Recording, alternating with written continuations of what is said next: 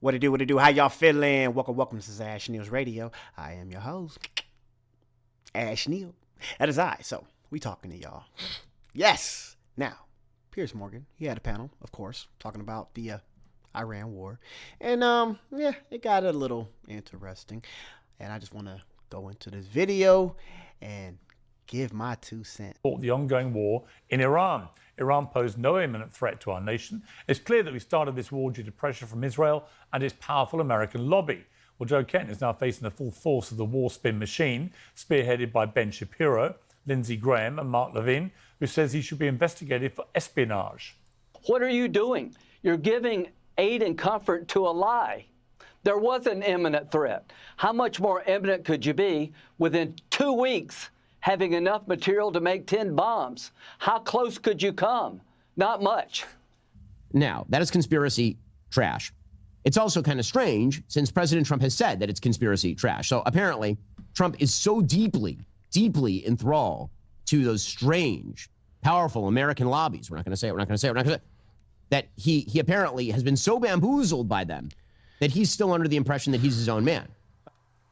Well, for his part, President Trump, who appointed Joe Kent as the director of the National Counterterrorism Center, said he's not a smart person and has always been weak on security. If nothing else, it's another lesson in how quickly the worm can turn on those who step out of line.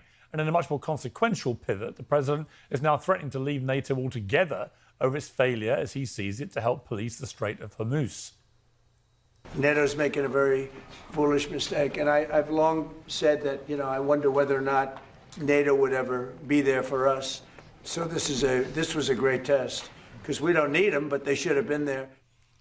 Well, it's the fact that every single one of America's allies has a major interest in opening the Strait of Hormuz to the billions of barrels of oil which are supposed to pass through it. It's also a fact that the world's oil was flowing freely through the open strait until Israel and the United States started this war. And the crisis over Hormuz is really a perfect snapshot of the entire Iran saga. No amount of bombing is going to ever change the fact that Iran's border covers the entire 100-mile waterway. It will always be able to choke the world's economy with its divers, mines and small boats unless the regime is changed or controlled. And that will take precisely the type of conflict that everybody says they want to avoid. Now, we can get into what Ben Shapiro and them said. We get it. Everybody is literally trying to save face from what Marco Rubio said. For the last, 3 years, you can say since October 7th, the support for Israel has been diminishing. As people see this genocide being played out on their telephone or their cell phone, the support is dwindling. So you have people like Mark Levin, Ben Shapiro, they're trying to, garner that support back, at least with the younger generation. They know that these boomers, they're never going to lose support with the boomers. But they know that these boomers aren't the ones that's going to be here later, let's just say. And the support with the younger community is vanishing. Like, they understand, no, you don't have a right to kill human beings because you're a, quote, state actor. No, it's not a thing. But, they're going to keep on coming out here and gaslighting us and telling us straight up that, hey, Israel is not the reason why Trump made these decisions. When we clearly know that Israel said they're getting ready to attack Iran. And Marco Rubio said, we knew that if they did that, Iran was going to do this. Which makes no sense. Because now, Trump is saying, we didn't know that they were going to do that. How would we have known? I didn't know. We were surprised. Weren't you surprised? But Marco Rubio said, we had to, because if Israel did what they were going to do, Iran was going to do it. So, we're in day, 20 something in this war. So this is that retreat type of, when you have to explain, you're losing. And the U.S. and Israel have a lot of pundits coming on this screen, on the media, and on YouTube, to try to get that support back. Joining me to discuss all of this is Ben Hodges, retired US Army officer and commanding general, Sir Richard Dalton, the former UK ambassador to the Islamic Republic of Iran, Cenk Uygur, founder and CEO of the Young Turks, and Ben Ferguson, co-host of The Verdict with Ted Cruz. Well, welcome to all of you. Some old friends and some new faces, but it should be a lively debate here. Let me start with you, Ben Hodges. You're a retired American Army officer. You're a commanding general. From a purely military perspective, what is your assessment of how this war has gone so far? Well, of course, I have to tip my hat to the U.S. Navy, the U.S. Air Force, and the Israeli Air Forces, and our intelligence professionals who have helped them accomplish what's been done so far. I mean, there's no denying, from a military standpoint, the enormous damage done to Iran's military capabilities. Right. But could two things be true at once? That is all true, and that the combined firepower of the American and Israeli military has been overwhelmingly successful purely at targeting Iranian military assets and so on, but that at the same time, the Iranians have been fighting a slightly tangential war, which has been throttling the Strait of Hormuz and attacking the neighboring Gulf states in a way that is clearly deterring people from visiting them and clearly making a lot of people get on planes and get out of there. And that their strategy appears to be meeting military might with economic tactics, which are proving to be unexpectedly effective. Well, you've put your finger on the key issue. What our military is doing is exactly what they were told to do, but that's not going to get us to where we need to be strategically. There are, in fact, two wars going on in parallel. The Iranians are fighting a completely different war, partly because they knew that they would never be able to stand up to U.S. and Israeli firepower, and I think they've been preparing for this possibility for decades. And so even after so many of the leaders were lost in the opening hours, they still launched huge numbers of counterstrikes against other countries, escalating the conflict horizontally to make it much more difficult for the U.S. to accomplish whatever it is we wanted to accomplish. Now, that's the thing. I don't understand this Western hubris. You know, it's like we were supposed to do something out there. We're trying to accomplish something, and these people weren't supposed to do that. It's the craziest shit. Like, they're saying Iran is in violation for defending themselves. And they keep on talking shit about, look at how belligerent Iran is. They're attacking all their neighbors. They're attacking all these Gulf countries, right? But they're trying to leave out. We get it. They're attacking American interests in those Gulf countries, right? They're attacking the military bases, our military bases. Then we got soldiers that's trying to flee, or they're out there just on leave and they have hotels that they're staying in, and oh yeah, that hotel became a target. So it's crazy that as an American and Westerner, we feel like we can do whatever we want. We can go, we can bomb schools, we can bomb hospitals, we can bomb whatever we want. But how dare Iran respond? That's literally what they're saying. You're not supposed to respond, and if you do, you were just supposed to do this. It's crazy as shit. And I have to say this, it's not entirely clear exactly what the desired end state is. There's been, for the U.S., there's been a lot of talk about we don't want the Iranians to have nuclear weapons. True. We don't want them to be able to launch ballistic missiles. True. Right. Then there was talk about regime change, then backed away. We want to protect the protesters. You don't hear anything about that anymore. And then today, the admiral in charge of Central Command, who's doing a hell of a good job, he said, you know, we've got to make sure that we deter the Iranians from ever disrupting oil flow through the strait. That's a great objective, but that was not even mentioned 19 days ago. Right. So this is the problem when there's not a clearly defined end state. This is how you get mission creep, and that's what really worries me the most. Right. Sir Richard Dalton, welcome to Uncensored. I mean, just from a diplomatic point of view, the Trump administration appears to be saying that we had no idea the Iranians might attack the neighboring Gulf states. What are you which out I there find doing? extremely hard to believe. I mean, the two things that I would have thought would be entirely predictable if the Americans and Israelis launched up such a massive attack on Iran would be that they would try and close down the Strait of Hormuz, and they would probably attack American bases along the Gulf states, because Right. That would be the leverage they could then get themselves. Right. Why would anyone be surprised by this? There was no reason to be surprised. This kind of a war has been war gamed on many occasions in Washington, and the end result was always conflict over the Strait of Hormuz.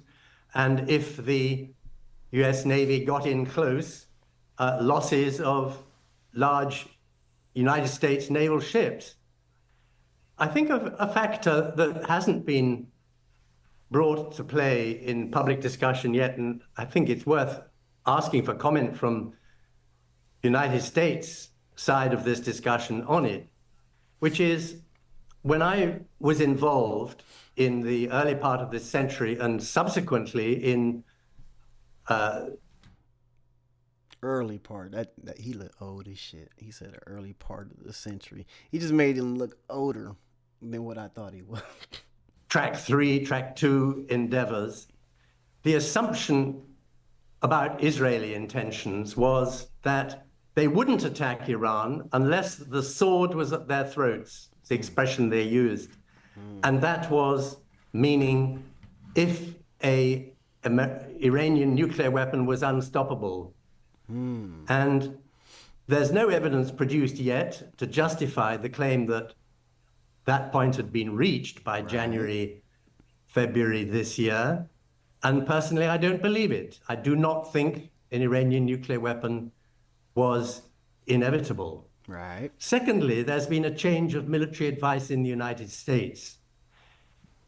On previous occasions when Netanyahu, at least two to my knowledge, tried to sucker the United States into this kind of a war, the chiefs of the defense staff said, well, hold on, there are major consequences separate from an attack on Iran and whether that's going to go well, namely a regional war and the Straits of Hormuz being brought into play.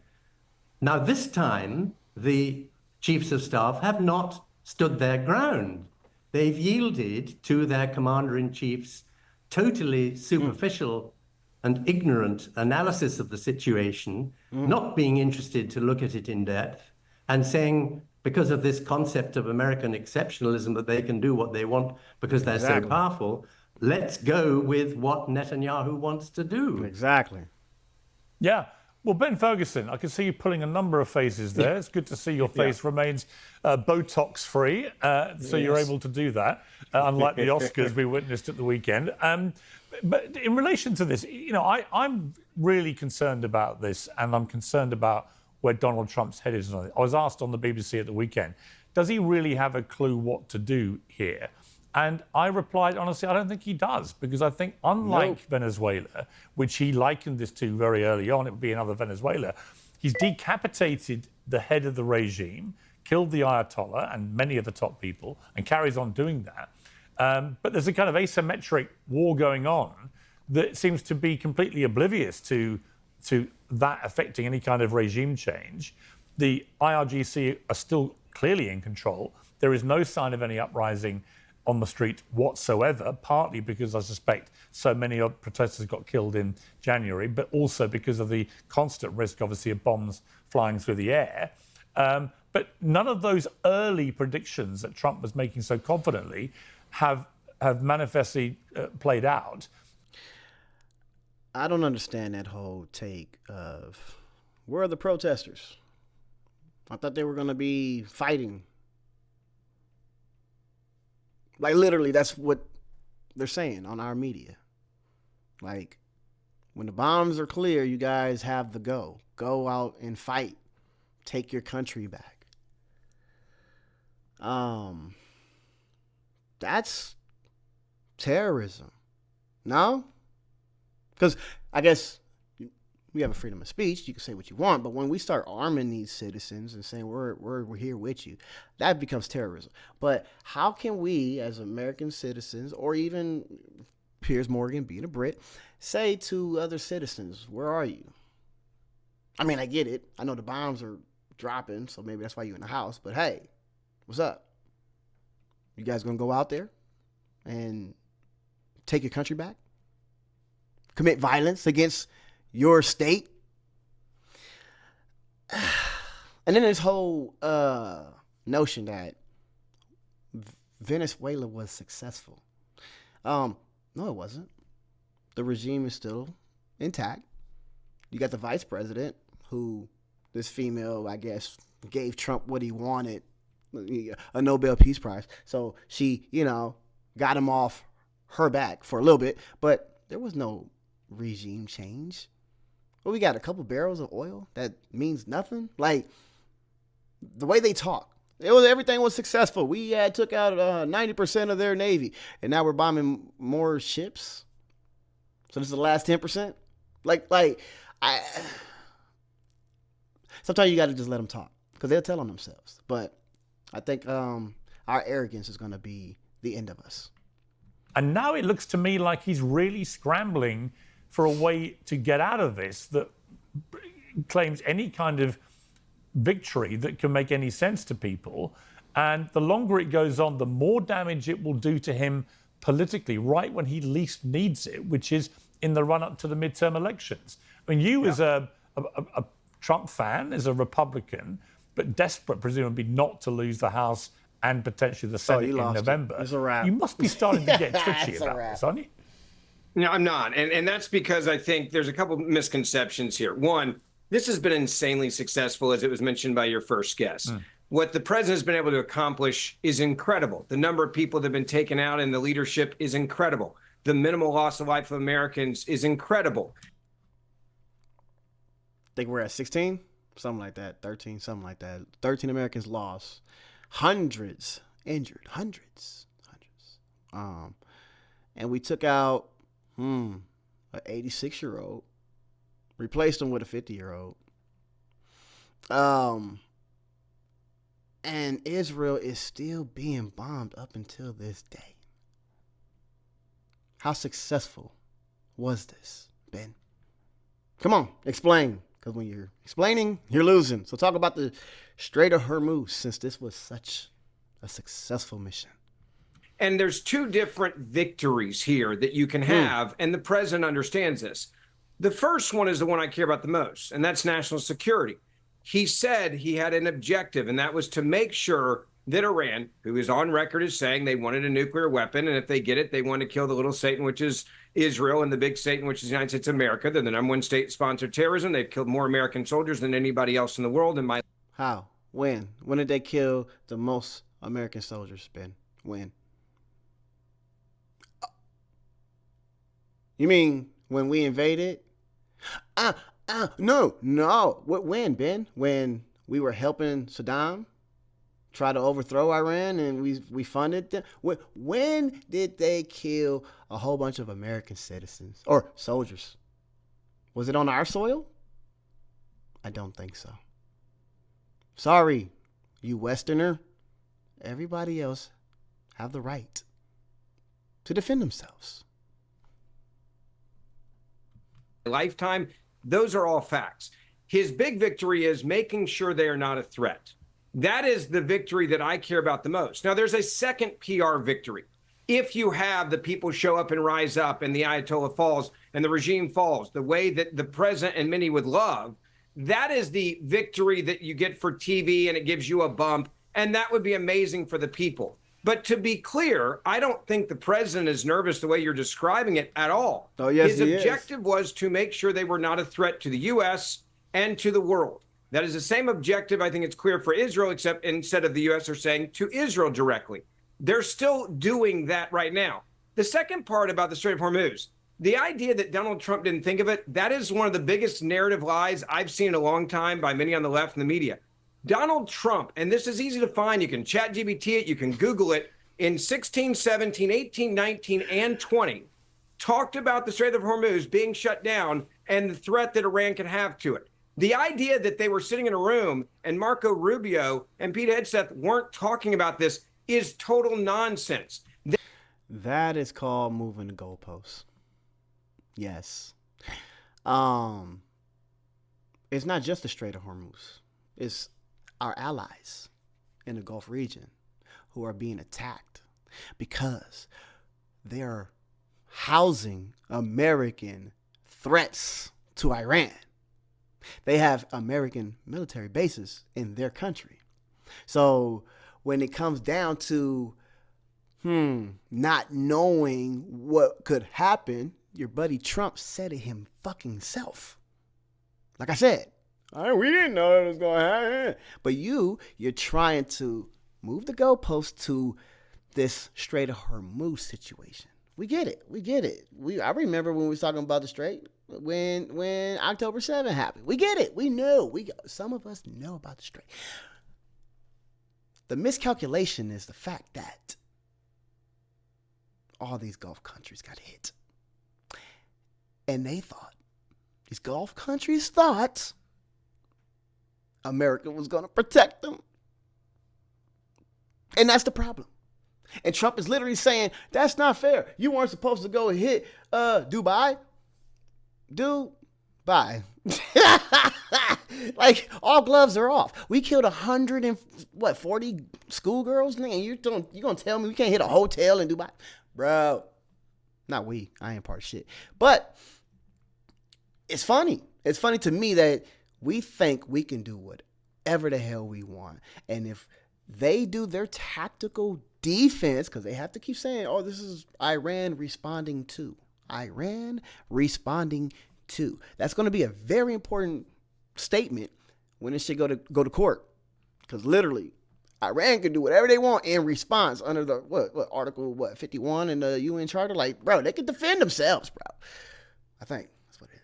But for us to say, no, you have to fight a certain way. You have to leave the strait open, and you can't bomb our bases in the Gulf. Yeah, let's see how that shit work out.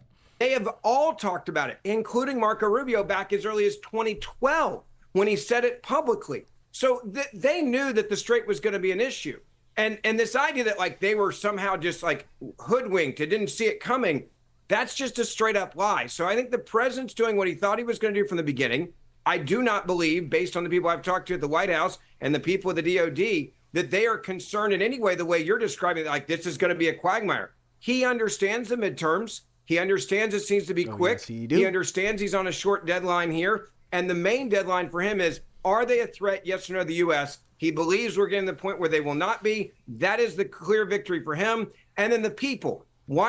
Nope, wrong. The threat to him is the midterms. Yeah. He could see it. He's like, shit, we might not make this. So what can I do? What did Bibi do? Bibi been in office for a minute. What did Putin do? Putin did. Oh, maybe if we're under war, I can not have an election. Shit, let's try it. And they can see what's going on in Iran. This Iran thing is failing. So we're pulling out, but we still can't have a midterms. So what's next? Cuba. Nigga. Why are they not on the streets right now? Because there's a hell of a lot of bombs dropping. Is it easy to rise up right now? No, because there's a lot of bombs dropping. The question is, when we pull back and stop, will the people rise up then? They're not crazy. They're not insane. They're not going to go outside when all the bombs are coming in. Like, that would be insanity. So people demanding, like, where are they? Why aren't they in the streets? They were in the streets weeks ago because there were no bombs dropping then. So let's see what happens when America finally completes that main phase of the mission. And then they say, all right, now is your moment. But no one's going out in the streets right now. You wouldn't do it. I wouldn't do it. I don't get that. Like, I have a nice house. My house is nice.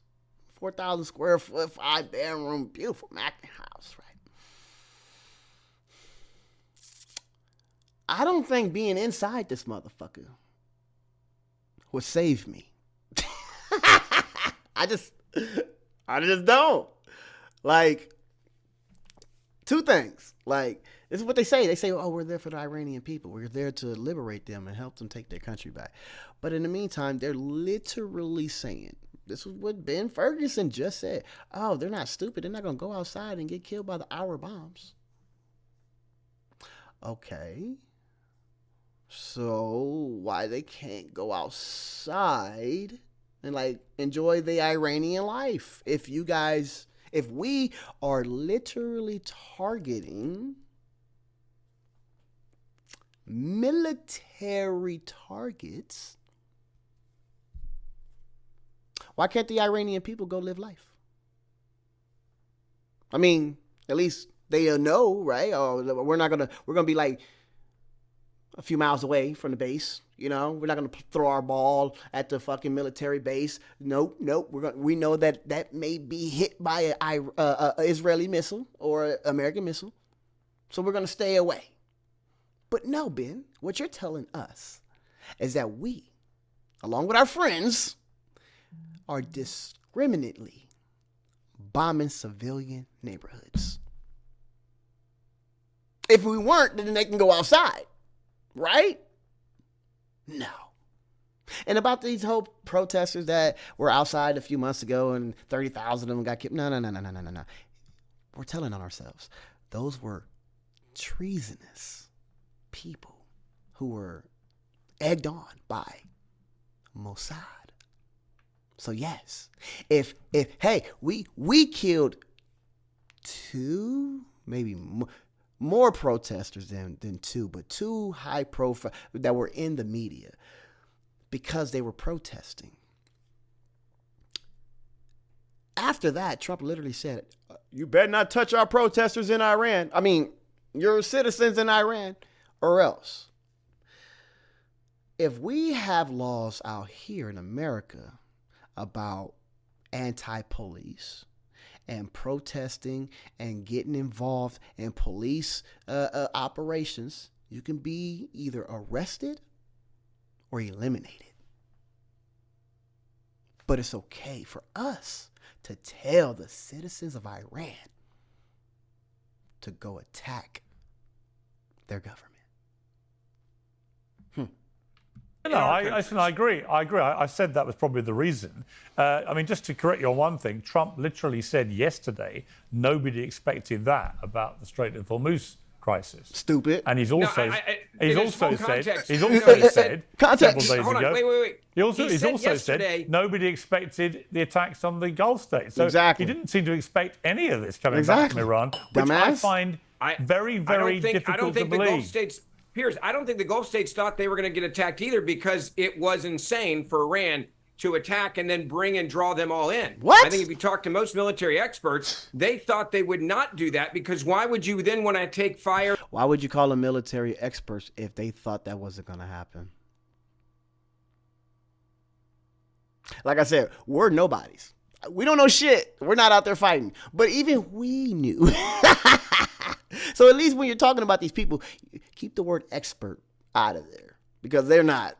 If they didn't know that our Gulf friends were going to be vulnerable to Israel's actions, then yeah, they're not experts. And have all these states that usually say neutral coming into it. I think that also shows how desperate the regime is right now. It's like, unload everything we got, see what happens and what we hit, show some sort of strength right now. That's desperation warfare is the way I would describe it. Yeah. Well, the only person putting more faces than you has been Cenk Uygur, listening to you. So let's bring Cenk in. Welcome back. Cenk, your response to what Ben Ferguson's saying, there's nothing to see here. It's all going great. It'll be over soon. Everyone knew exactly how this was all going to play out. Nothing to worry about, Gov. Yeah. So let's start with the stupidity and work our way to lies. So first off, Donald Trump says Joe Kent, he's not very smart and he's very weak on security. Then why did you make him the National Counterterrorism Director? Right. I mean, it doesn't get any dumber than that. Dumb. If you believe him. Number two, then he says, oh, NATO, a couple of days ago, we all saw it with our own eyes. Oh, you got to help us. This is more your war than our war. This is more your interest than our interest. Please, please help. And now he says, oh, we didn't need their help anyway. Yep. Yeah, after they said no. I mean, it's pathetic, and it's obvious, and it's silly. Stupid. So then you go to what you were just mentioning. So, oh my God, no one could have predicted they would attack our bases in the Gulf countries. I predicted it. Every rational person predicted it. Well, what did you think they were going to do? That they were going to get attacked and they weren't going to counterattack? I mean, are the people running our government that preposterously stupid? Of course they're going to attack our bases. The reason why that talking point even exists is because we spent all of our time, resources, and defensive missiles on protecting Israel, and we left our own bases and our own soldiers vulnerable. That's true. So that's why they put out that incredibly dumb talking point. And then in terms of the Strait of Hormuz, okay, hold on. I let you talk. That's what our Gulf friends are saying. It's like, damn, bro, we don't have an Iron Dome. At least, fuck us. Fuck our hotels, I guess. But your base don't have an Iron Dome like Israel do? You're just going to let these Iranian missiles come in to our country and land? Like, bro, what's up? America, come on, man. What is it? What are we getting out of hosting you motherfuckers if you guys can't even stop an incoming drone to our country?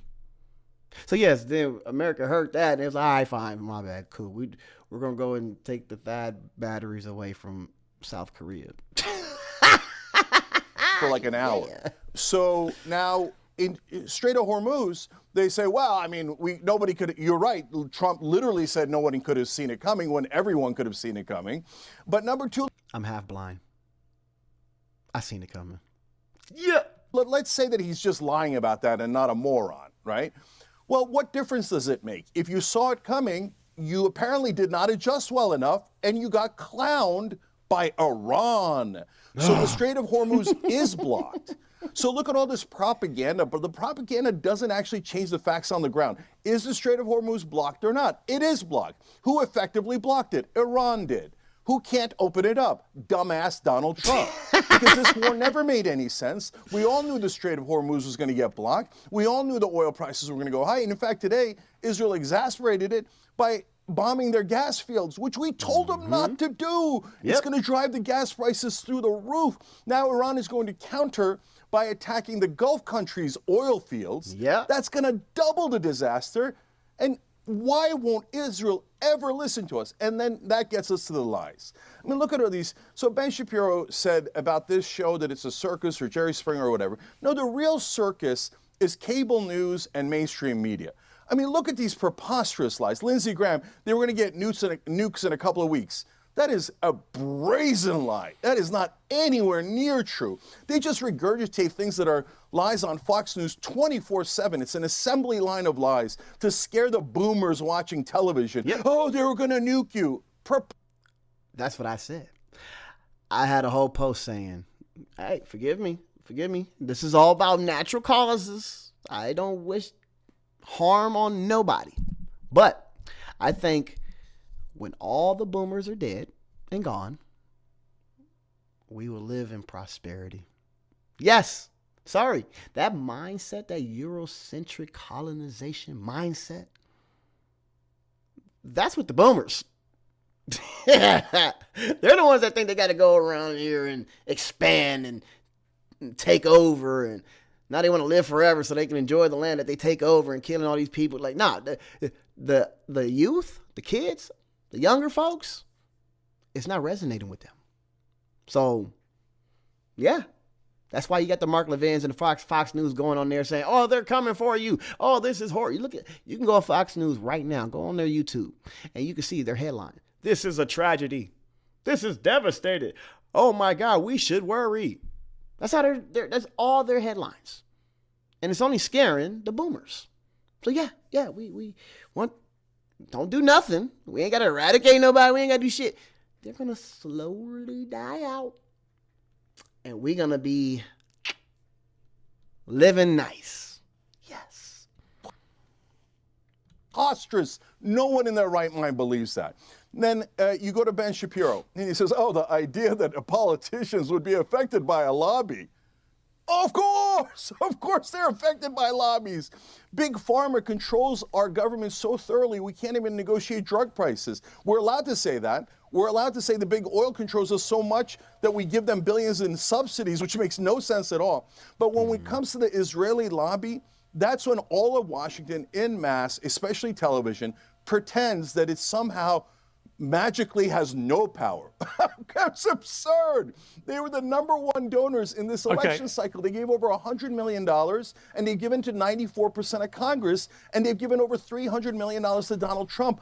Obviously, they control Trump. Obviously, they control Biden. Obviously, they control Congress. This should not be a taboo topic. It is patently absurd to say that the Israeli you're lobby saying that Israel is the one worse lobby. than Iran and the Ayatollah. Hold on. I'm almost done. It's patently absurd to say that the Israeli lobby is the one lobby that is not effective, that has no effect at all, even though they're the #1 donors to our politicians. Absurd. Okay. And it's done all to protect Israel. You've now had way more than Ben Ferguson had, and you claim you claim that Ben had an hour. So Ben, hold your fire. That was like though. 7 hours. Ben, hold your fire for a moment, because I'm going to bring in another guest briefly to discuss this. Glenn Beck, the founder of Blaze Media, he's broadcasting a live report tomorrow called "Exposing the Islamist Blueprint for Conquering the West." Glenn, great to have you back. Exposing the Islamic blueprint for conquering the West. Okay, I'm gonna have to get into that, Glenn. This is our original bigot from the Blaze. Let's see what he got to say. Nonsense. I've been meaning to talk to you about this war. What is your overview here? It seems to me a lot of things can be true at the same time. The Iranian regime is vile and evil, and no one should shed tears for the Ayatollah being killed or any of the top people running it. But that this massive strike by America in conjunction with Israel is already looking like it's not going to be anywhere near as easy as President Trump hoped it would be. It's not going to be like Venezuela and these other situations. I mean, you add the Strait of Hormuz crisis, you add the attacks by Iran on the Gulf states and so on. Now, this has got the potential to become a massive hornet's nest, hasn't it? So I have to tell you, I mean, you know, I've been listening to the guests, and with all respect to everybody, how the hell do you know what it's going to turn into? I don't know. Right. I don't know. I know that I'm glad I'm not the president of the United States. I wouldn't have had the guts to do it. Every president since Ronald Reagan said, we got to take care of that, got to take care of that. And they all kicked the can down the road because they know this could be a nightmare. They know what Iran, the tentacles of Iran, means. Why are we okay with you guys running the country with this type of admission? Saying, I don't know, we don't know, nobody would know, is basically you telling us that you're incapable of understanding even your own mission. So yeah, maybe y'all should fall back. It's like your wife ordering something from Amazon, knowing that you have to put it together. But you ain't got the time yet. Not right now. And she knows it. But it doesn't matter. She wants it now. So she didn't know it was going to be that hard. And now you got all these pieces laid out. Now you overwhelmed. And now you're trying to put the cat in back. So you probably put all this shit back. And now here I come home and I'm looking for the missing screw that may be underneath the couch. And it's like, oh my God, why'd you even do it? It's because it seems easy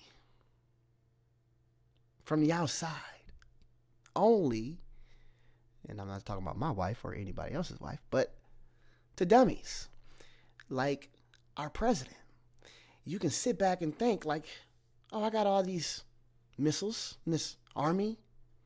It's going to be easy for me to just go in there and Venezuela this shit. You're dumb. You're dumb. And if you really went out there and opened up that Amazon box and poured all those pieces out, you literally can't sit back and say, I didn't know it was going to be this difficult. The fuck out of here. This president just decided, we don't know on what, but he decided, I'm going to go for it. So he goes for it. I know it wouldn't have been the decision that I would have made only because I'm a coward. This president is like, I'm just going to take care of it. So he does.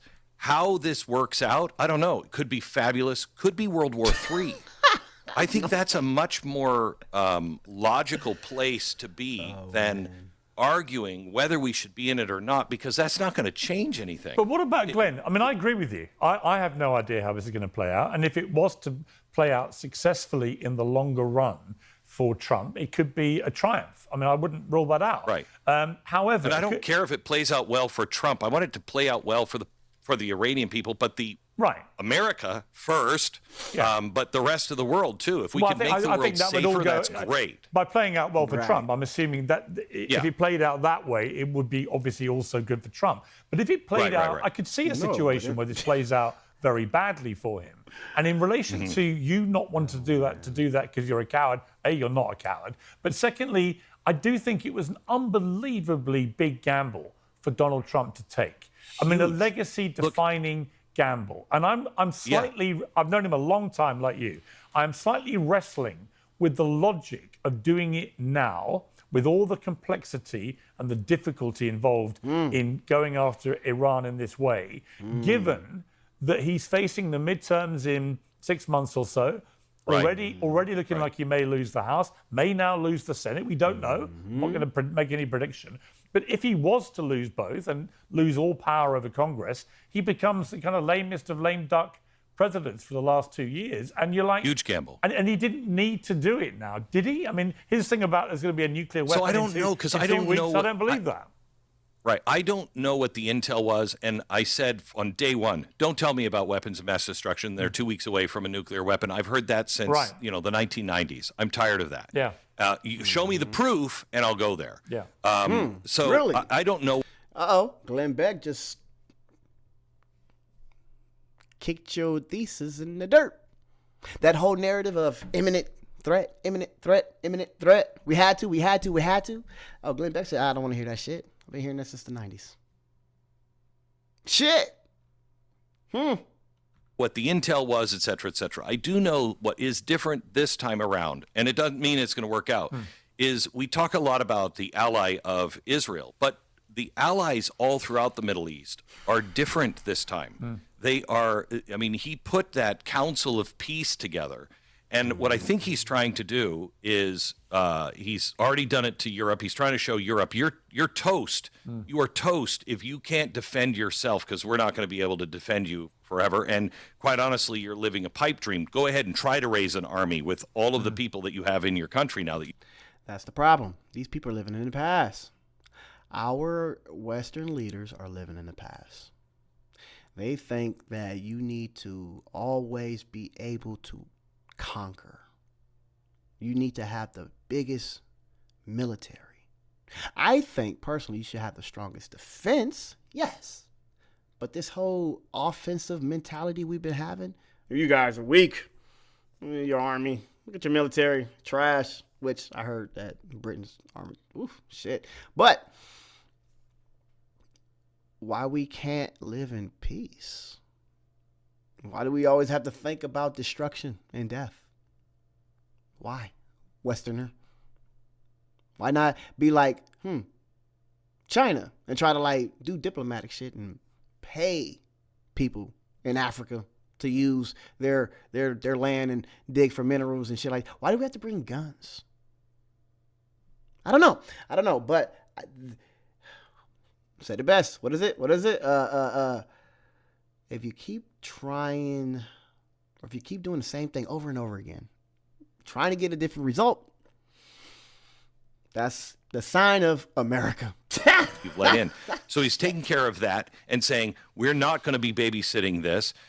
We're not going to babysit the Middle East. And I think between the Abraham Accords, the Peace Council that he put together, he built this coalition that he thinks that we're going to be able to go and strategically hit, not break it like we did in Iraq and Afghanistan, but disable it so that Council of Middle East can take control of that region and we can get the hell out.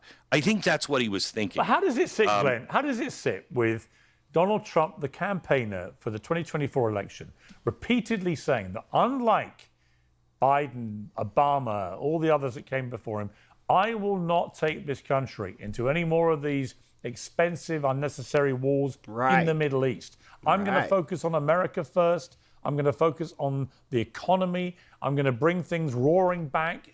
I'm going to sort out inflation. I'm going to sort out cost of living. When I say this could be a disaster for him in many ways, one way is simply that if the Strait of Hormuz does not reopen properly for weeks or months, God forbid, the knock-on effect in a few months' time on the American cost of living of the average American, both at the gas pump, food prices, and so on, from that Strait of Hormuz being strangled for a sustained period of time, could be absolutely unprecedented and horrendous.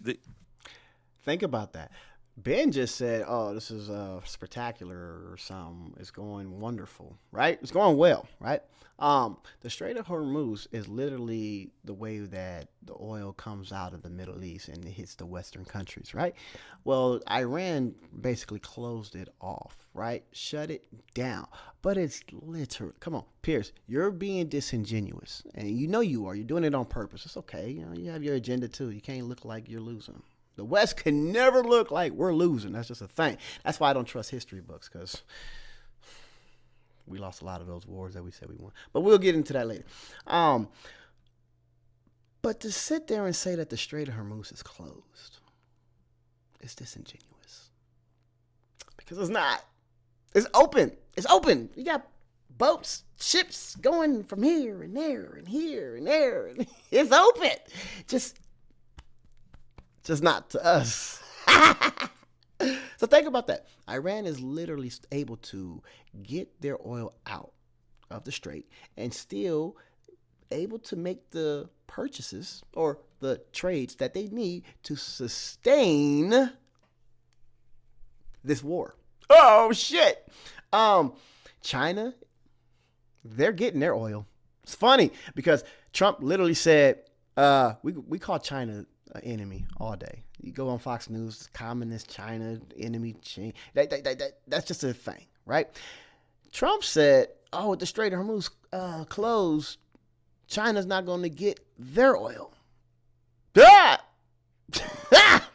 Not only is China getting their oil, Iran threatened to tell us. This is what they said to us, the Westerners. When I say us, I don't just mean America.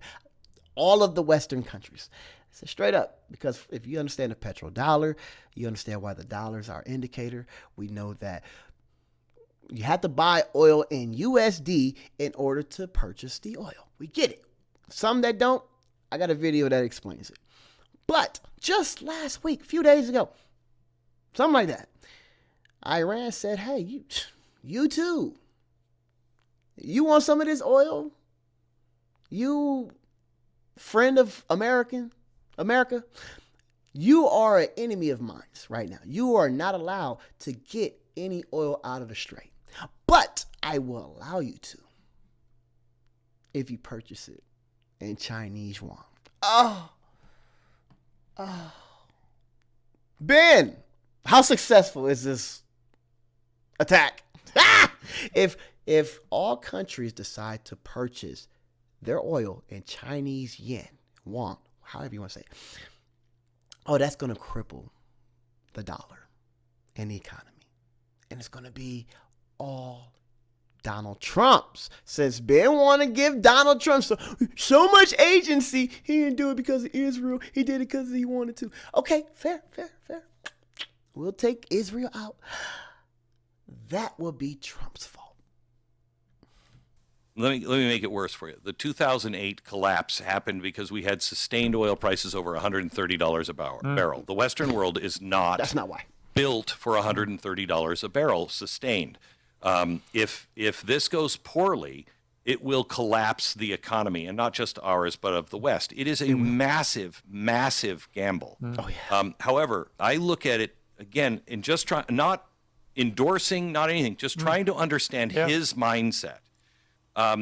He told me at one point, I was talking to him about other things, and I said, "Are you gonna be able to take care of these things in 4 years?" He said, "Glenn, I've got 2." If you're wanting to fix the American economy and get away from the World Economic Forum and everything else, You have to fix the big fundamentals first. And so that's what he's doing. He's fixing the fundamentals as he sees them. If you don't get us out of the Middle East, we're going to go back into the Middle East, the next president, because there'll be another war. What he's trying to do, and it may work and be miraculous. It may not and be horrible. But that's his gamble. Let me take care of these things now. I've got 2 years, and those 2 years are almost up. Let me take care of all of this stuff now. Then the peace dividend that, he hopes is going to come from this will then be able to quell everything else. That's why I say I'm glad I wasn't in the room even near the question, because this is the biggest gamble I've ever seen. Yeah. But he is also an extraordinarily he doesn't get credit for this, an extraordinarily intelligent man. He is not duped. I just don't believe that he was duped into. Didn't his mama call him dumb? I think I seen something Trump's mom said. I know he lacks people skills and some shit. But intelligent, the motherfucker just said he didn't know that this can happen. Come on, man. This. He's very clear, and he's been clear about this since 1982. He's clear, but he didn't know. Glenn, stop it. On record saying what he would do. The thing that worried me about the duping bit, not that he was duped, but that he may have been slightly barreled into this by Netanyahu. And the reason I say that is purely based on two things. What Marco Rubio said before they did a screeching U-turn, when he basically said on camera, look, the reason we had to attack preemptively was we were told by another country, Israel, clearly, that they were about to attack Iran, and that as a consequence of that, Iran would respond by attacking American interests. And so we felt we had to act preemptively against that, which was an incredibly convoluted defense, which they then reined back on. And then, just to finish, Glenn, we then had just muddy the waters. Antony Blinken, the former Secretary of State, say, well, Netanyahu tried this with both Biden and Obama. He said to both of them, I'm about to attack Iran. Are you with me? And they both said no. And then he ended up not attacking Iran. And that's the only bit of this where I do wonder, Netanyahu went to the White House, I think, 8 times in the months leading up to this.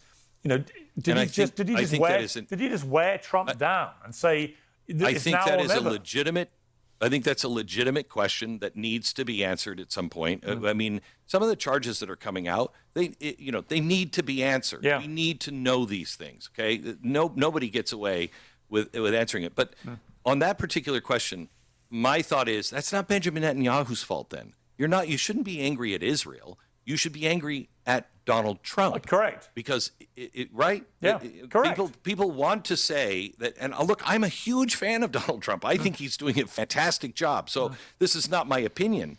But what I'm trying to say is you can't have it both ways. You can't say Donald Trump is doing a great job. He was duped. Donald Trump has said, why do we have the trade policies that we have? Why do we have all these endless wars? Because our presidents were stupid and they didn't see what was happening, and they were. No, it was Israel. Glenn, wake up. Hey, take your glasses off. You see how easy these motherfuckers will defend Israel and kick our president? He said it. He said straight up, well, then why would you be mad at Bibi? You should be mad at Trump. I mean, I know that's my guy, but we've been in these forever wars before Trump was in office, bro. Do you kind of want to blame Bibi for some of it, Glenn? No? He was in our fucking White House multiple times.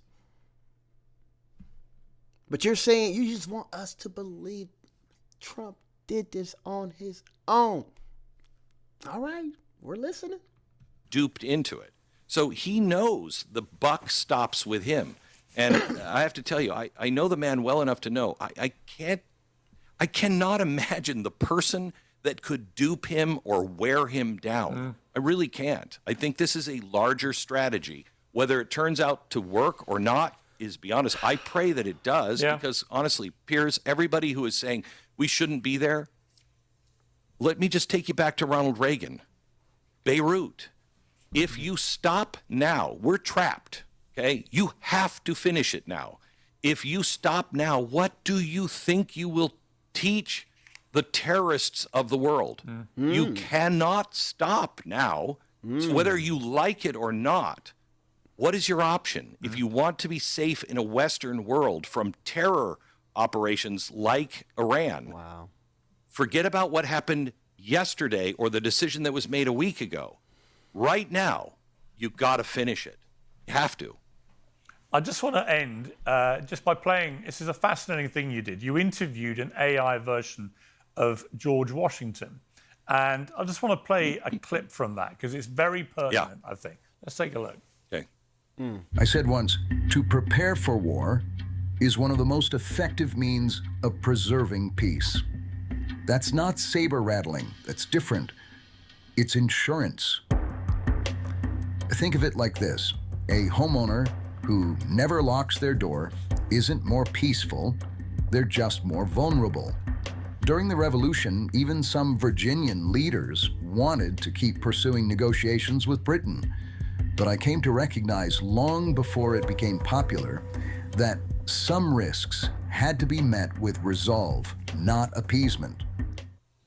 Very, very interesting comments in light of what we're now watching. This is AI. This is not ChatGPT. This is proprietary AI. This is only based on all of the founders' writings, et cetera, et cetera. And that was recorded in January. That was not about. Who cares, bro? You guys are so fixated on the past, man. We are trying to move that way. Anytime I hear somebody talk about our founding fathers, those were bigots, bro. Most of them died before. All of them died. Well, let me do no math right now. But before people like me were considered human. So I don't give two fucks about you wasting water on fucking AI to interview a bigot. I don't care. A treasonous bigot. Remember, these 13 colonies, they were a British territory and they wanted to fight their government and succeed against British rule and be their own territory. So I don't care what these bro. The war. No. This is going on. How pressing. Yeah. Just finally, Glenn, there's a lot, as you know, the whole conservative movement in America right now is split in a way I've never seen it before. You've got the Ben Shapiro's on one side, you've got Tucker and Megyn Kelly and others on the other. We love Everyone's raging away, but they're also having massive ideological disputes over a number of different issues in a way I've never seen. What do you make of this quickly, and how do you see this playing out?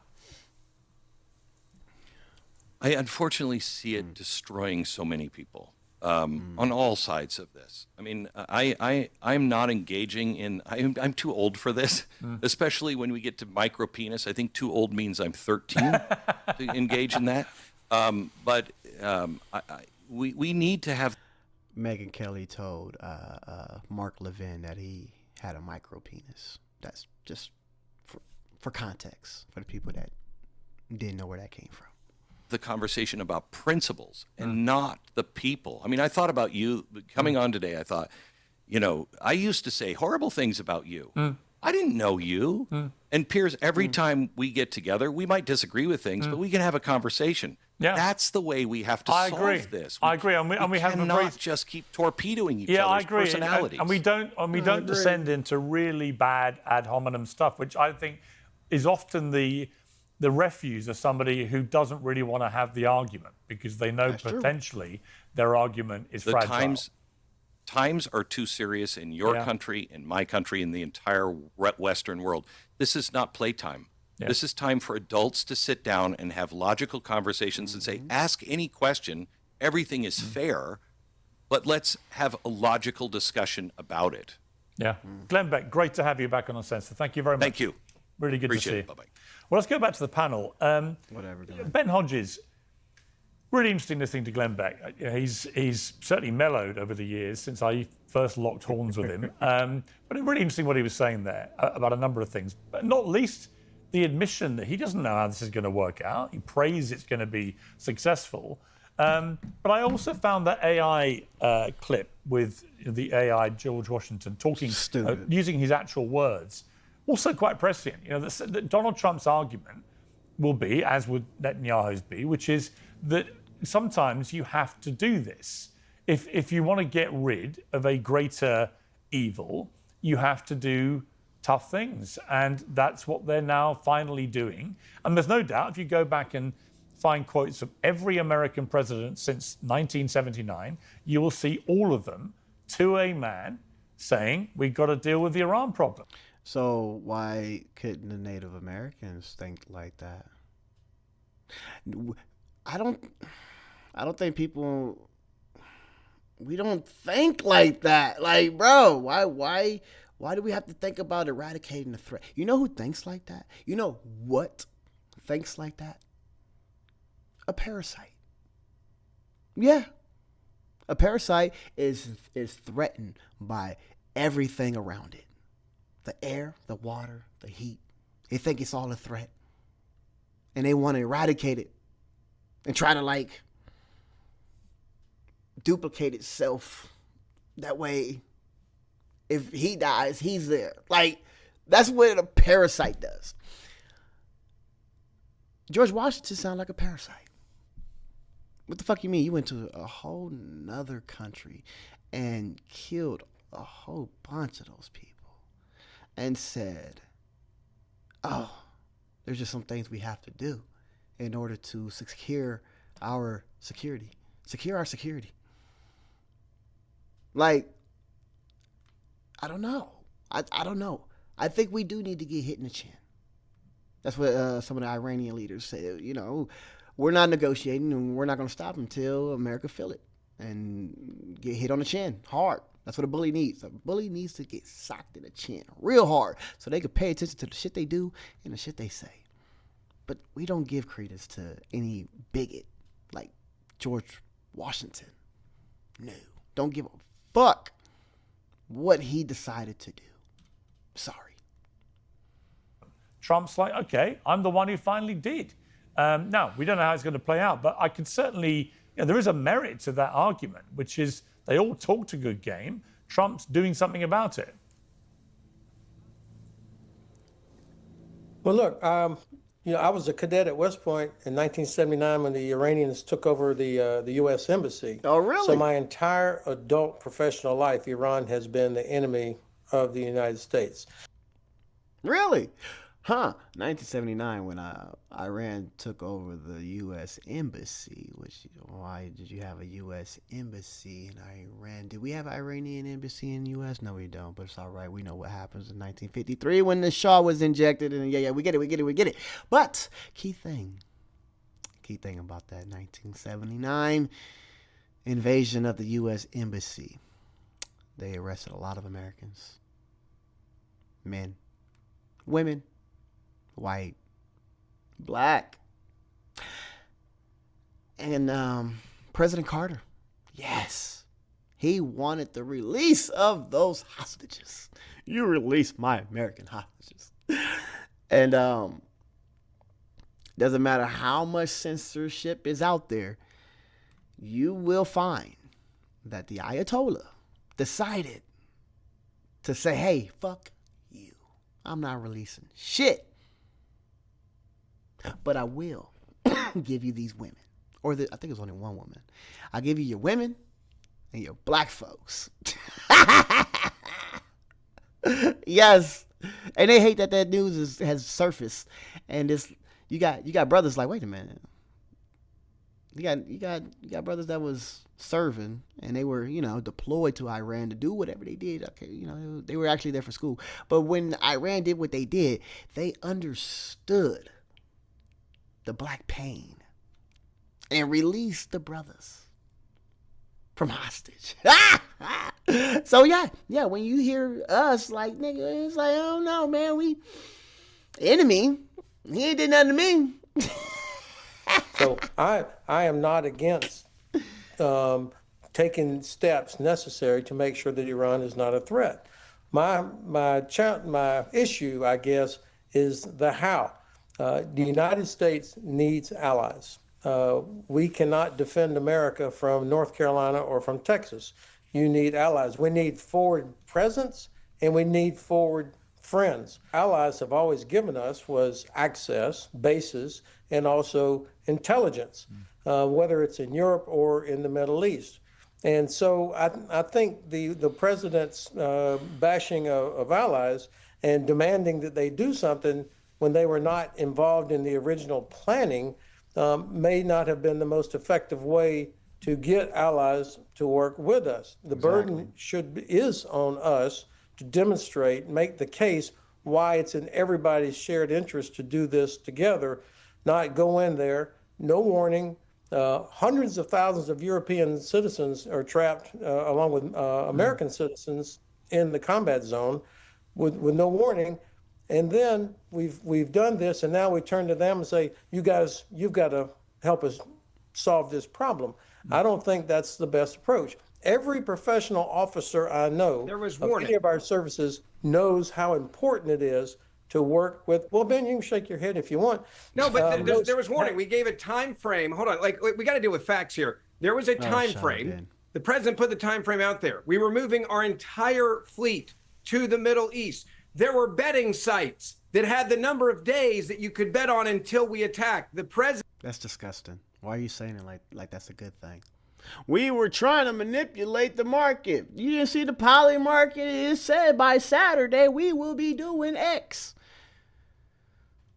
Man, nobody's playing this stupid game with you, bro. That's why the boomers need to, I wouldn't say need to. We're just going to ride it out. When you bitches is gone and that mindset is going, look, you didn't see, look, I made 80 grand on the fucking poly market. We knew that they were going to invade at that time. And you're trying to use that as data?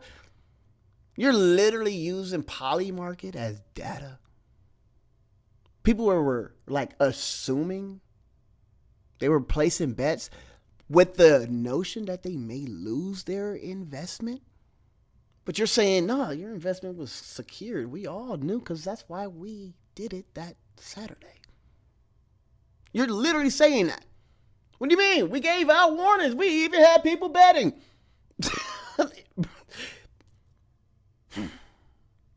President said, if a deal's not done, while we are meeting with the Iranian delegation, you've got 10 days. The idea that there was not a warning, you would have to have been in a coma during the entire Donald Trump presidency since January 1st. The idea that someone was shocked that we attacked when we attacked is insanity. There were multiple warnings, not just for the people that were there from Europe or America. There were also warnings to get out. There were travel warnings that said you should leave. There were multiple countries that put those out. I even think the UK had one out, if I'm not mistaken, where they were saying you don't want to be there and you should make plans to leave from the consulate. Like, you can't just rewrite and make it up. Like, I think we should deal with facts here. And if you go back to the core here, something Glenn Beck said that I think everybody should look at. Donald Trump is incredibly brave to do this. You look at Jimmy Carter's quote in 1979, an attempt by any outside force to gain control of the Persian Gulf will be repelled by any means necessary, including military force. He finally got that paragraph off. He probably had that shit sitting there for all this time. It don't matter. None of the shit you got to say, Ben, means fuck. Ronald Reagan, we will not permit Iran to intimidate the United States or its allies. George Bush, goodwill begets goodwill, but Iran must end support for terrorism. Right. Bill Clinton, right. Iran's support for terrorism in pursuit of weapons of mass destruction. This right. is in 1993. Oh, shit. 1993. Please, get to your point. Land the plane, Ben, and tell me, how is it imminent?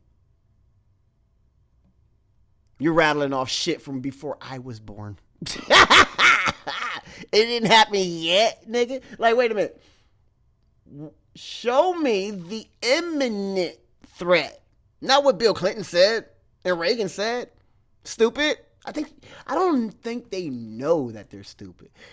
They just think we're stupid and they're just saying shit. Like, go ahead. Threatens the national security of the United States of America. I'll skip Bush 43. We know what he said. Barack Obama. Iran's actions continue to pose an unusual and extraordinary threat to the national security of the United States of America.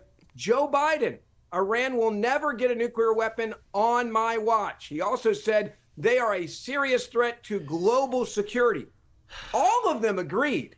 There's just one that had the cojones to actually take the political risk instead of kicking the can down the road. And Jimmy Carter said it. Now, let me ask y'all this. Who has more cojones? Because remember, we heard what Tony said, right? Anthony Blinken. Nick, I don't know if y'all seen those back when Biden was in office and we was having those press briefings, and Tony Blinken was up there talking about the operations that were going on in Gaza and what Israel was doing and how they was killing all those innocent kids, right? His last name became so fucking literal. Oh, he knew he was lying. He was just sitting there. Yeah. And I'm sitting there, Tony, hey, what happened, nigga? Fix your eyes, bro. But yes, Anthony Blinken said that Benjamin Netanyahu came to them. Said the same shit. Hey, we need to bomb Iran. And you know what? Fuck it. I'm going to do it myself. You got my back? And Anthony said no. So for you, Ben, to say, oh, all these other presidents that I just read off from back then and they didn't have the cojones to do it. Is it they didn't have the cojones to bomb Iran, or did they have the cojones to tell Israel no? I mean, well, you could say in the modern time with Bill Clinton and Barack Obama with the Benjamin Netanyahu, please, right? Did Benjamin Netanyahu punk Donald Trump into doing this? Because that's what you're telling us, even though you said that's not what happened. Because all the other presidents got the same shit. And they say, no, Benjamin. So I don't think that it has anything to do with cojones. I think Trump was scared. Agree with him. Barack Obama said it. I agree with him. Even Joe Biden said it, and I agree with him. Why did they not act? They didn't actually have what needed to be done. No. I mean, so you're kind of making the same point I made. I mean, it's Richard Dalton. The interesting thing about this has been the way that the Europeans have reacted. Almost all the major European countries are just not having any of this war if they can possibly avoid it. Are they right to do that? Tony Blair sort of reprimanded Keir Starmer, albeit in what he thought was a private speech. But he said, when the Americans ask for Britain to help, we've got to say yes. That is part of being the special relationship, the main ally. And that when Keir Starmer wouldn't even allow permission for the Americans to use our bases without any commitment of British forces, that was a smack in the face. Do you see it like that? I mean, is it wise for Britain to literally say we're not going to do anything for you from the get-go here? Piers, how do you see it? That's the question. You mean to tell me now, today, you're siding with Tony Blair? After you wrote article after article opposing the Iraq war? Now you're like, did you hear what Tony said? Keir Starmer, you better listen. Tony the expert, he has experience. What are you saying, Piers? How do you feel about what Tony said? Well, that's not what they said. That your account of British policy, I'm afraid, is a travesty. First of all, Britain was extensively involved in the buildup of American air forces to the Middle East. Secondly, we were not prepared to engage in the offensive phase of the war like our European allies. And that was for two main reasons. First, Iran's conventional capabilities, including its missiles, its first use of those conventional capabilities was thoroughly contained by American forces, Israeli forces, and allied forces in the region. There was not going to be first use by Iran of those missiles. Secondly, and here for a digression, to some painful facts, which is that we are here on the nuclear question because President Trump, on Israeli advice, sabotaged the 2015 deal implemented in 2016, which Iran observed to the letter. That's true. It was Now, a disaster. They were cheating. I know that's controversial, but They were cheating. It's disaster. It was a disaster. They were not deal. cheating. That's a lie. Don't try to listen. They were cheating. Piers, come on. Are you going to let that go? They You were can cheating respond on the you deal. can respond in a minute. Piers, stop him. He's giving too much information. Bro, everybody remember when Trump tore up the Iranian nuclear deal, bro. We were all there, man. You don't have to try to lie to us. Yes, Iran got into a nuclear deal with Obama, and Trump's only reason for ripping it up, he thought he was hard too. He only did it because Obama secured that deal. That was it. He didn't care about it. He just was like, I'm overturning everything Obama. And he overturned that. He ripped it up. And now they're crying. After we were able to go in and monitor and look at the production of Iranian weaponry and see the uranium that they're using or upgrading or whatever they're doing, we were making sure that we knew the counter-ballistic missiles, like the JCPOA and the non-proliferatory treaty, like the whole agreement kept us at least more involved with Iran's missiles than we are now. We knew more about Iranian nukes or nuclear capability with that deal. And since Trump ripped it up, now we're like, oh my God, what are they doing? What are they doing? I think they 3 days away. They're about to have a nuke.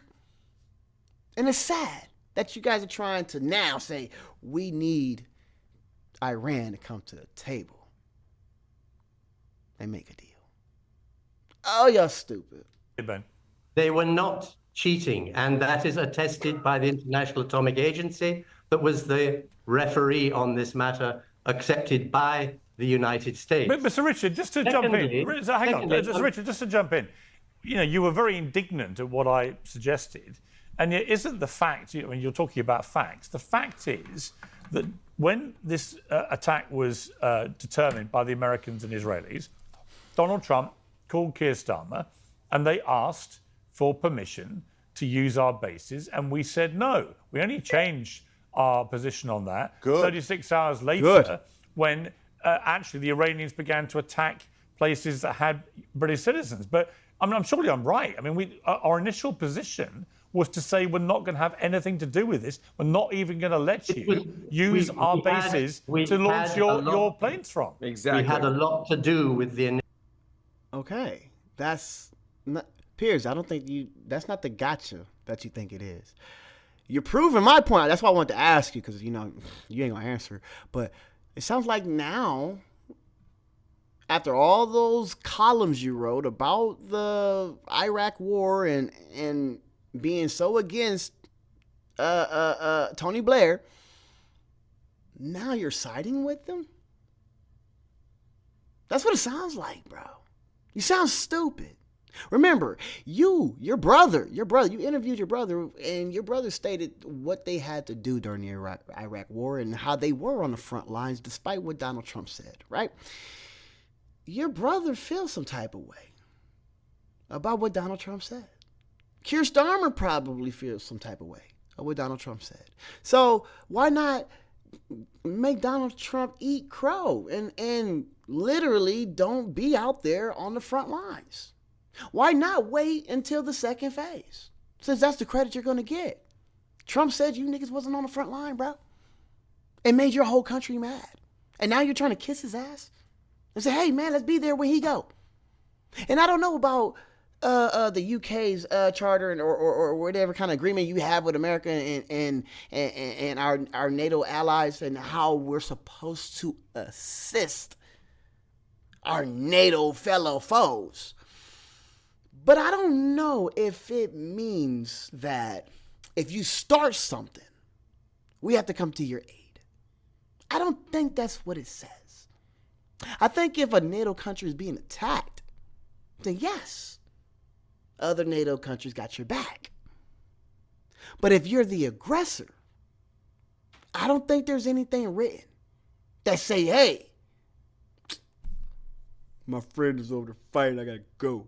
No, I don't think so. So yeah, that's why they always say consult a professional or a lawyer that knows. Because there's probably that in the ins and outs, and they start doing this little semantic game and say, oh, but I wasn't helping, but I did. Honestly, Keir Starmer did it the way you're supposed to do it. I have a friend, their name is America. They are belligerent because of their friend. No, you cannot use my base to launch attacks. But sure, you don't have to go all the way to America to refuel. And that was the extent of their help. And this Brit is mad about that. I don't get it. Initial build-up. But the important point that I was getting to is that British policy is based on the fact that there should be, when you go to war, a sound legal base and a proper plan. And everybody knows there was no sound legal base and there was no proper plan. Now, when British interests became directly engaged through Iran's reckless attacks on the Gulf states, then it was right for Britain to change its position and said, yes, your Lancers can fly bombing raids against missile sites from British bases. So I believe that the British government has called this right, particularly on the Strait of Hormuz, because simply sending ships where the US Navy is not prepared to go is not the solution. Well, by the way, even if we wanted to, we can't, right? We have 7 mine-hunting vessels in the UK fleet, right? Of which three are currently unoperational. 3 have to stay in British waters to protect British waters. And the one remaining one was in the Gulf before the war kicked off and has now been brought back. You know, I'm afraid what this has exposed, Sir Richard, is, and I speak as somebody with many members of my family who've served in the armed forces, including in wars in Iraq and Afghanistan. What it's exposed is that our armed forces right now, in terms of our ability to be a meaningful contribution to situations like this, are pathetic. Our army's been reduced to the size of a football stadium. Our vessels are pretty well unoperational. You know, the one we are sending is going to take 2 more weeks to get there. The whole thing looks completely embarrassing. And if you just compare our fleet now with the fleet Margaret Thatcher sent to the Falklands in 1982, it is unbelievably tiny by comparison to what we even had in 82. So I'm afraid that when Donald Trump says, look, you guys aren't serious and we don't really need you, there's kind of a truth to that, isn't there? I mean, why would he need It's symbolic at best. It's symbolic at best. Yeah. I mean, I don't know why would the Americans, with half the world's military firepower, need the British forces right now, which frankly are an embarrassing pittance compared to what we used to have. Wow. Piers? Stupid.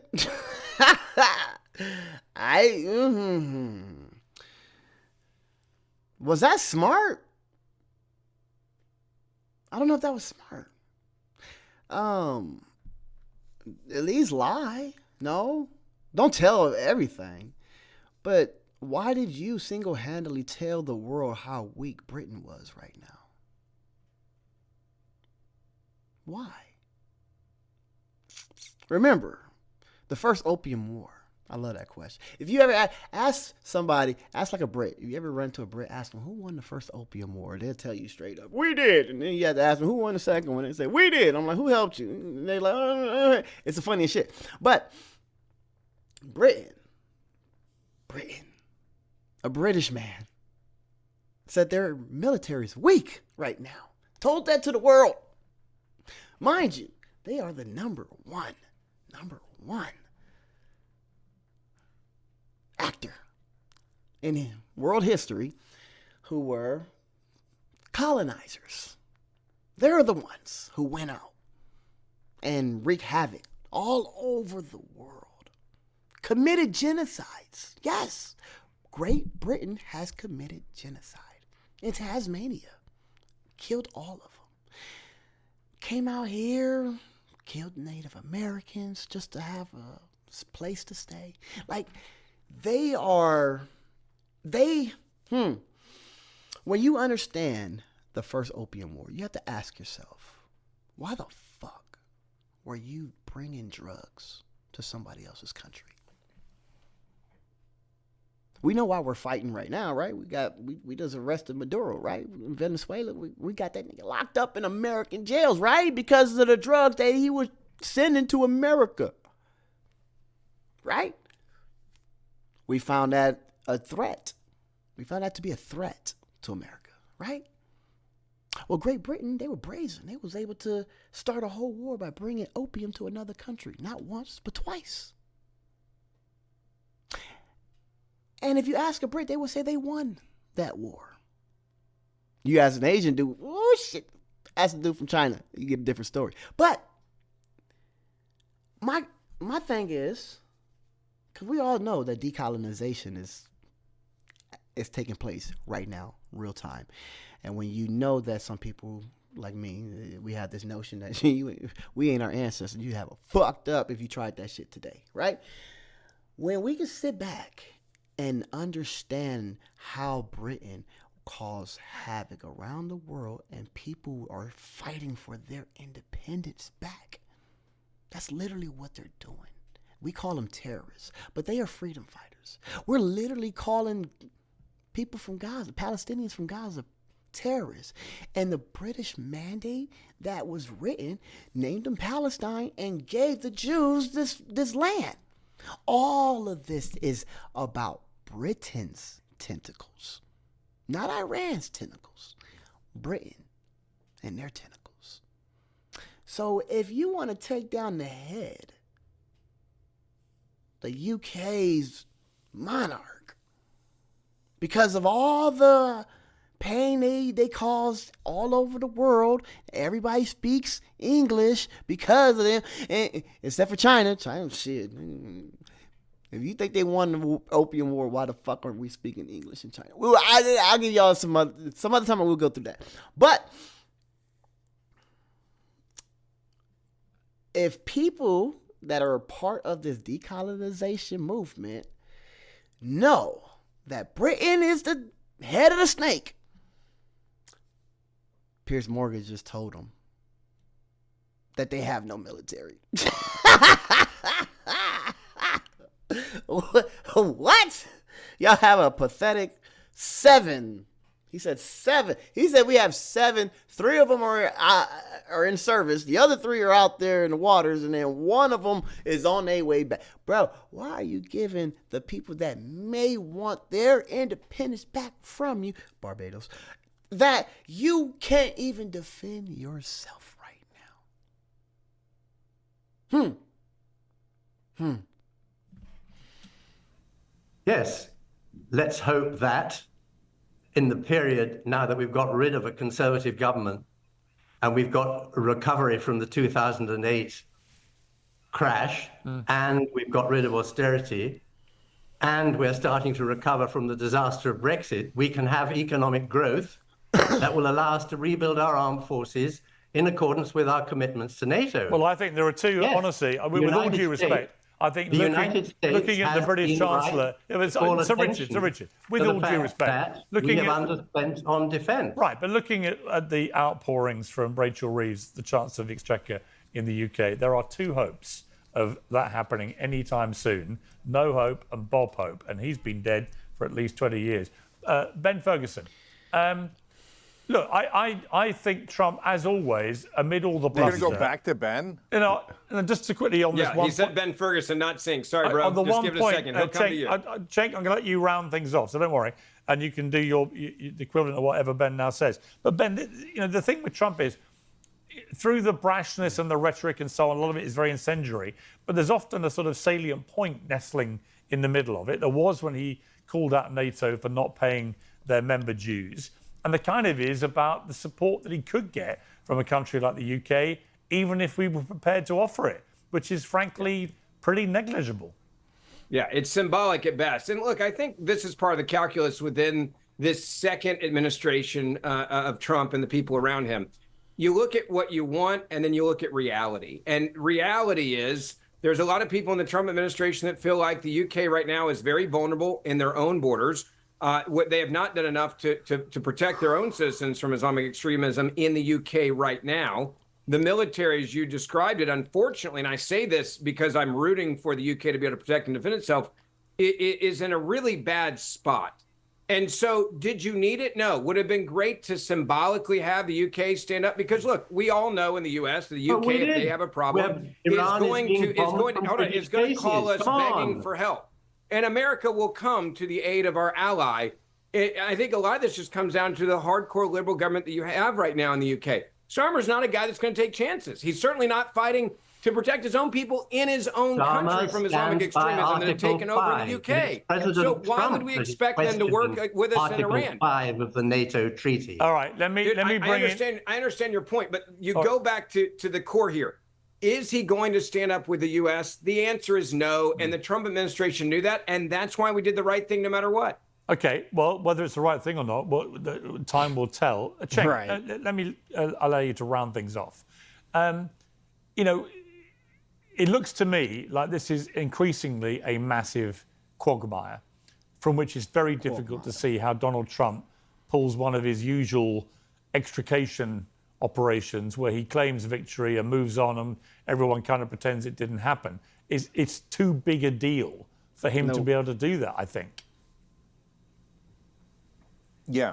So I have a solution to this, but first let me wade through all the lies that have been said. So if you notice, before the war, people like Ben Ferguson were saying, oh, we're not necessarily going to attack. Donald Trump's a peace president. He's not going to attack. He's not going to put in ground troops. That's not what I said ever. Yeah. I never said it. Go find a video. Go look at YouTube. Listen to me when I show you. I never said that. Not one damn time. Piers, this is why I shout on your program, because every time I start talking, some Israel first son of a bitch comes in and starts talking over me. Hey, you made all your Israeli talking points already. Flag, bro. Be quiet. Oh, yeah, my ass. Yeah. Okay, Cenk, see, you've actually done, Cenk, so for then 50 here's minutes, the other lie. Cenk, for 50 minutes, you've managed to stay relatively calm. Don't blow it now. Yeah, okay, but that's what Israel First does. They just jabber. Right. Anyway, so here we go. So then Ben said, and all the Israel First clowns said, oh, we're doing this for the Iranian protesters. And once we start bombing them and murdering them, they're going to love us. Right. And now he's saying, well, of course the protesters can't come out in the streets. We're bombing them. We're bombing them. Pretty impressive. That's what we said. All right. Yeah, all right, here we go. Will you shut the fuck up? Will you Please, shut the fuck up? If you're putting words in my heard mouth your stupid that I never said, Israeli I will talking never points. Be quiet. I'll never be quiet when you put lies into my mouth of things I never know, that's said. why we have to shout on this show, because these assholes won't shut the fuck up. Like, all right, I never just to be put clear, words in your mouth. Just to be clear, I think there are actually less chances of Ben Ferguson shutting the fuck up than there are of the Bob Pope analogy I gave earlier. So why don't we just assume both of you can be equally garrulous? Cenk, finish your point. No, I haven't interrupted him once. Not yet. Okay, so not once. Look, guys, we're ignoring the 800-pound gorilla in the room. For example, if somebody was to come in here and they were going to listen to this discussion or debate, but we told them ahead of time, hey, these guys are all clean and honest, then they'd listen to it and try to figure out what's happening. If we told them ahead of time, someone gave them $100 million to all say the same thing, we'd go, well, then we're a little bit more skeptical, to say the least. So that is what's happening with our politicians. Israel has given Congress $100 million. They've given Donald Trump $337 million. So this is all a fake conversation. But these are tiny amounts of money. They spent billions on day one of the war. You're cutting me off, Piers. These are tiny amounts of money you're talking about. You're making up crap. Tiny amounts of money. Yeah. Piers, are you mental? Do you know how much got spent? Do you know how much got spent on day one of the war? $337 million that the Adelsons have given to Donald Trump because he is corrupt and easily purchasable. The Adelsons are corrupt and Israelis. The Israeli Adelsons gave Jonathan Pollard a trip on their private jet back to Israel and celebrated him like a hero because they love people betraying America for Israel. But you don't so the think- reality you is don't America think- has no Cenk, interest. you I don't- can prove it. Cenk, I can prove it. Cenk. I can prove it. So tell me if we should put American troops or Israeli troops in. Okay, why are we putting our guys in? Ben Ferguson, that traitor, said that it was no big deal that 13 Americans died. It's a huge deal. Never said that. 13 Yet Americans again, died. make Why do that you send shit. your goddamn Never said it. Israeli friends Never into said a it. war? Take the They blood pressure started. meds, bro. They It was started never it. said by me. Never right. said by me. You know what? make up so much shit. Ben literally said that in this video. Cenk, I'm never going to let anyone else on this program talk because the minute I start talking, they start interrupting and go, "Oh, Israel's the greatest. Israel's the greatest." Okay. They bribed all Never of our said that either on the politicians. show today. It is exceedingly clear. Okay. So stop working for Israel, you corrupt sons of bitches. Okay. Work for America. Here's your solution. Here's your solution, and it's super simple. We get the fuck out of there. Okay. We have zero interest in there. None, none, none. So let And now Israel, you know who why started Trump this had to war, do what he deal had to with do. their He's own gotta war. deal with people You like put in the this. ground troops. You put in the ground troops. Ben Ferguson, answer this question. Should we be Sure. sending Israeli ground troops or American ground troops?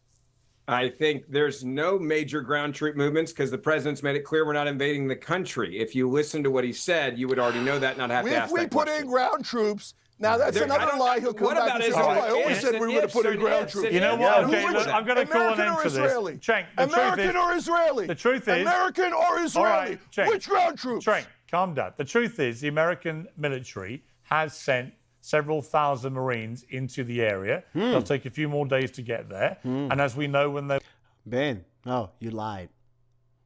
Hey, you lied.